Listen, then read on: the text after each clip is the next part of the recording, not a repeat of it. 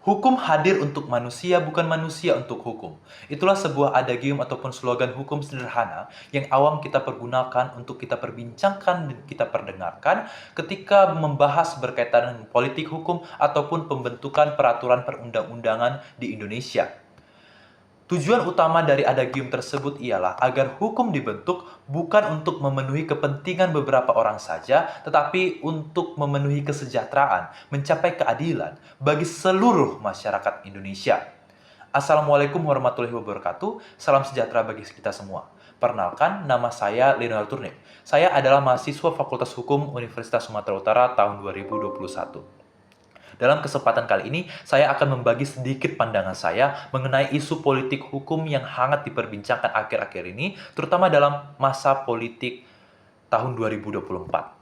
Sebelum saya membahas mengenai topik utama saya tersebut, saya ingin membawa teman-teman sekalian pada kejadian dikeluarkannya putusan MK yang menjadi sebuah problematika dalam kajian hukum tata negara Indonesia.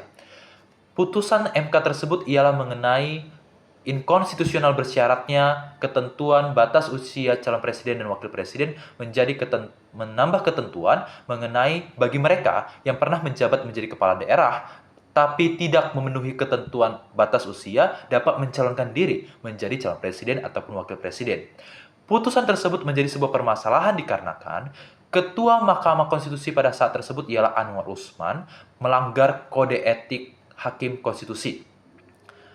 Hal tersebut juga dikaitkan dengan keponakannya, yakni Gibran Rakabuming Raka yang mencalonkan diri menjadi wakil presiden dan juga merupakan seorang anak dari Presiden Indonesia. Hal tersebut sederhananya dikategorikan menjadi sebuah penyelewengan ataupun penyalahgunaan kekuasaan untuk kepentingan beberapa pihak. Hal yang sama ataupun hampir sama juga terjadi, tetapi dalam hal ini ialah pemilihan kepala daerah. Hal tersebut secara komprehensifnya ialah dikeluarkannya putusan Mahkamah Agung nomor 23-P-HUM-2024 yang menyatakan bahwa pasal 4 ayat 1 huruf D Peraturan KPU nomor 9 tahun 2020 tentang pencalonan pemilihan gubernur dan wakil gubernur, bupati dan wakil bupati dan atau wali kota dan wakil wali kota bertentangan dengan Undang-Undang nomor 10 tahun 2016 tentang pemilihan gubernur, bupati dan wali kota. Sederhananya, putusan tersebut menyatakan bahwa seseorang dapat mencalonkan diri sebagai calon gubernur dan wakil gubernur apabila berusia minimal 30 tahun dan calon bupati dan wakil bupati atau calon wali kota dan wakil wali kota jika berusia minimal 25 tahun ketika dilantik, bukan ketika ditetapkan sebagai pasangan calon kepala daerah. Putusan tersebut menjadi sebuah permasalahan dikarenakan dua poin. Pertama, Mahkamah Agung telah salah menafsirkan undang-undang pemilihan kepala daerah tersebut, bahwa batasan usia yang telah ditentukan dalam undang-undang tersebut ialah ketika pencalonan, bukan ketika dilantik. Kedua, hal ini menjadi sebuah perbincangan yang hangat dikarenakan Kaisang Pangarep yang merupakan seorang anak presiden juga digadang-gadang mencalonkan diri menjadi kepala daerah pada pemilihan umum kepala daerah tahun 2024 ini.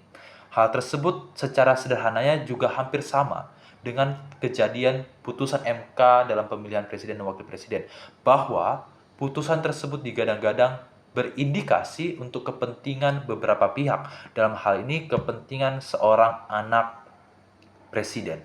Hal tersebut juga dikaji analisisnya dikarenakan putusan MA ini dikeluarkan atas permohonan judicial review seorang atau sekelompok partai politik yang juga mengajukan judicial review kepada putusan Mahkamah Konstitusi batas usia calon presiden dan wakil presiden yang hampir sama juga benang merahnya, yakni anak presiden. Oleh sebab itu, menjadi sebuah pertimbangan bagi hukum di negara kita, apakah hukum dibentuk untuk memenuhi kepentingan beberapa pihak saja atau untuk memenuhi kepastian hukum dan keadilan hukum.